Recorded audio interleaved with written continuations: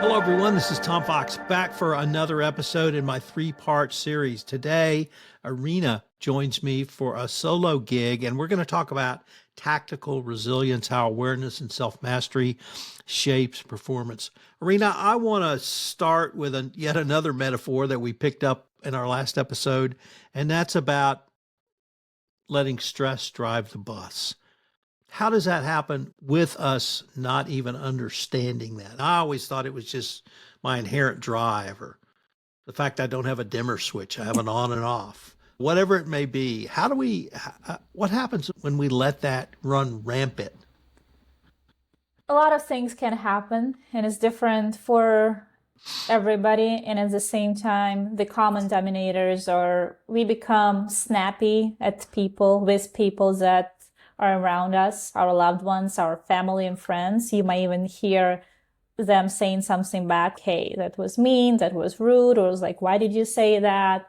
Also, you might find yourself waking up in the middle of the night and that constant chatter in your head that you can't just stop thinking. Or you are numbing yourself through social media scrolling, TV watching, alcohol, and some other substance abuse. We're gonna wear a mask pretending like everything is okay and trying to show up at our best. But in reality, it just slowly leads to more stress and then lead to burnout. And the thing is, it's not just like one single event. It's not like you said a switch on and off. Burnout is the consequence of repeated stress that is not being addressed. How does burnout differ, in your opinion, from a breakdown? Burnout and breakdown. It goes back to linguistic, and what we teach is it might mean similar things to certain people, and it might be different. So to me, burnout is accumulative stress, and breakdown is a actual single moment of the stressful situation. But that's, once again, my interpretation, and it might be different for other people. So in our prior episode, you talked about entrepreneurs and stress felt by entrepreneurs. And what I really wanted to explore with you is, once again, you have a program for people who I would think are in high stress environments, first responders. The way you all explain it, it's much broader than first responders. It's really anyone. And what I'm wondering is, does the corporate world understand the cost of stress to a corporation?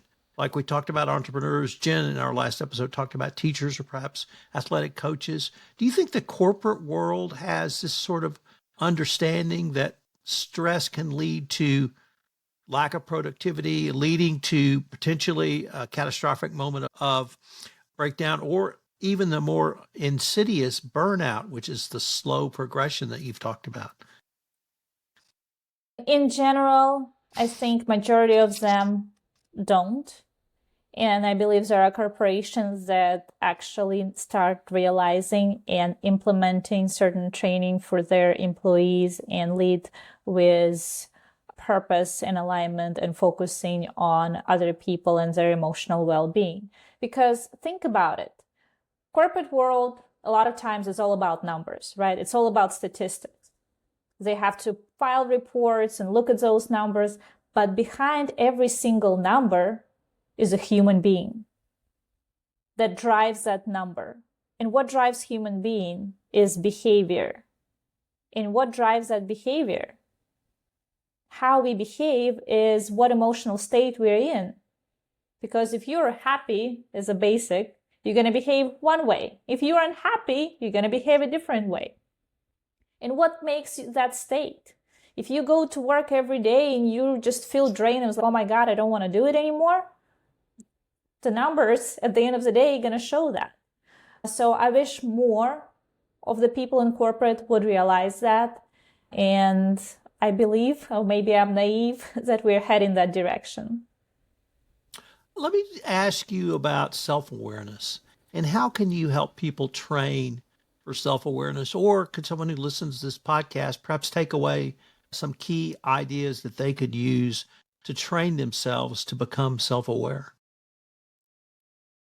First is recognizing the pattern, I would say. Because if something is happening over and over, you might want to question that. So if you just look back and realize, okay, those are the things that's been happening. And what caused that?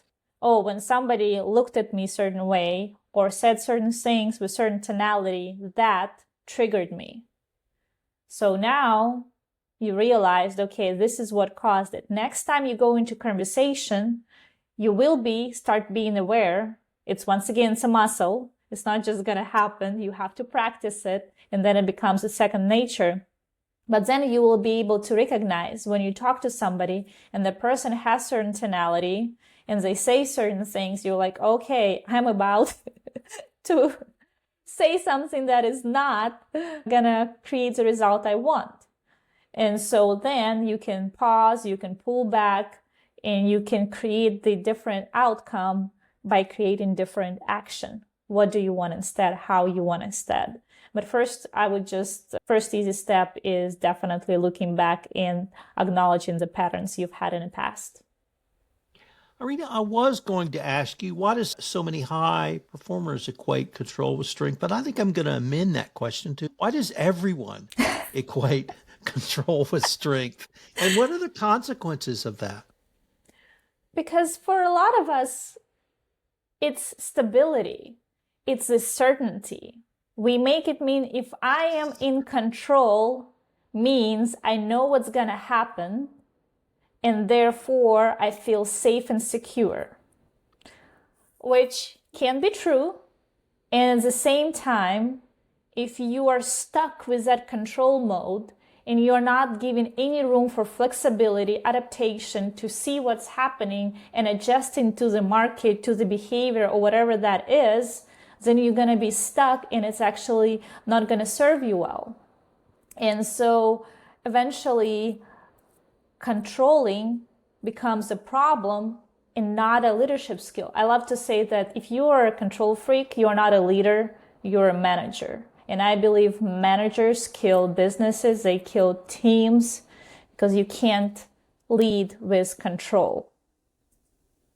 So how does stress and performance interact in a way that perhaps we don't recognize it until it's too late?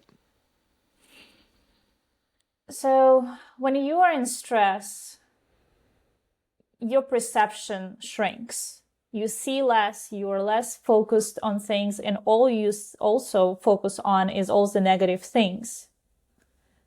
And then you also run on autopilot, and it becomes habitual. So it's not intentional. You're not paying attention to what's happening. Your habits run your life.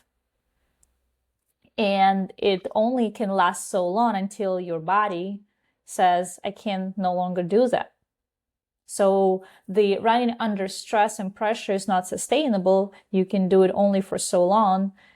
You and I both know because we've been through burnout. So you can go for quite a long time, but once your body says, or your emotional, mental health says, you're done. So we talked a lot in this podcast and even in a prior podcast about sort of the negative side of all this.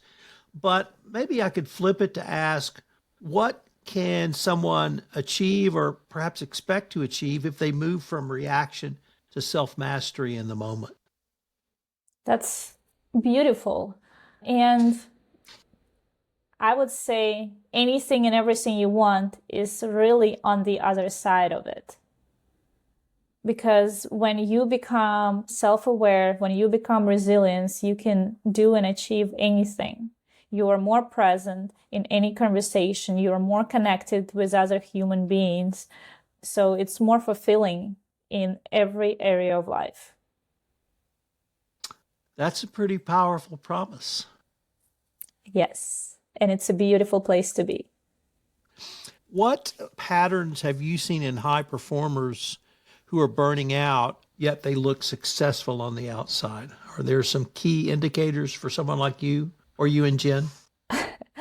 would say so. In general, you would see those people and they're constantly on the move. They're constantly doing something. They can't just stop, because if they're not doing something, it means they're lazy, they're not performing, it's not safe. So they're always doing something, a lot of times, a lot of things at the same time.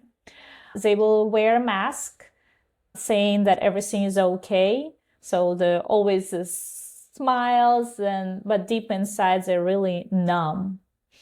Also, they will put other people first, and they will overpromise a lot of times, saying yes to everything. Also, the language patterns. You will hear, I'm okay, could be worse, but I'm okay. Something like that, where you kind of want to listen through the lines. What are they actually saying? Also, people who are over abusing substance abuse. So if they're numbing themselves through different outlets, those would be, and also isolating themselves.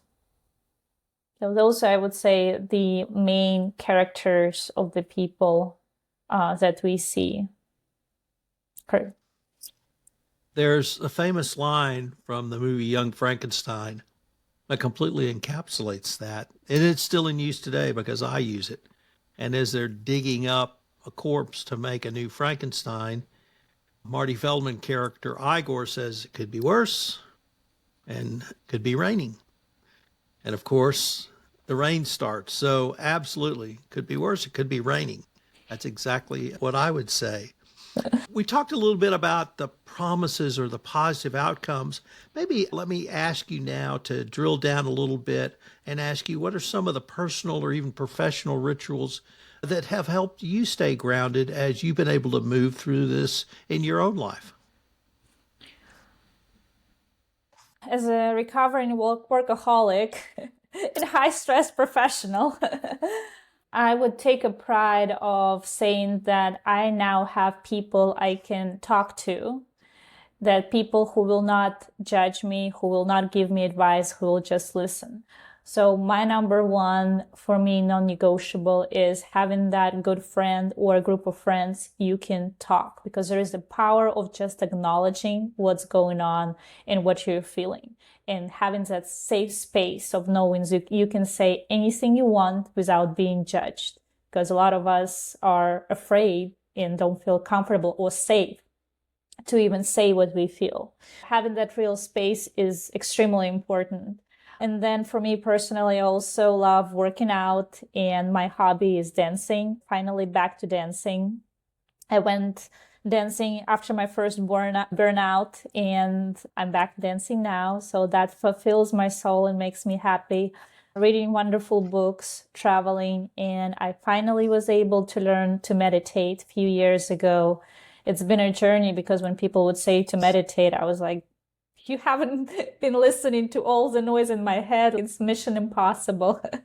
And now I finally was able to quiet my voices in my head and to be able to meditate. So those are my tools and non-negotiables that help me. For those of you listening to this podcast via audio, we have been joined by Irina's partner, Jen Hardy. And Jen, I'm going to ask you to give us your call to action to end this episode, and maybe give us a teaser preview of episode 3. Yeah, I would love to. I'm sure you guys had an incredible conversation. So I want to ask that if today helped you name the stress patterns that you've been carrying, then you're already doing the work. Because self-awareness isn't the end, it's just the beginning of the journey. So in this next episode, I'm going to have an opportunity to talk to you about what happens next, on how emotional regulation shows up in real life conversations, how trust gets rebuilt after it's been broken, and why we communicate under pressure, and how that tells the real story of our leadership. So if this episode with Irina about the internal shift really excited you, the next episode is going to be about the external impact. And it's where a lot of us learn to show up differently, not just for our teams, but for the people we love most. Ladies, I look forward to continuing this conversation.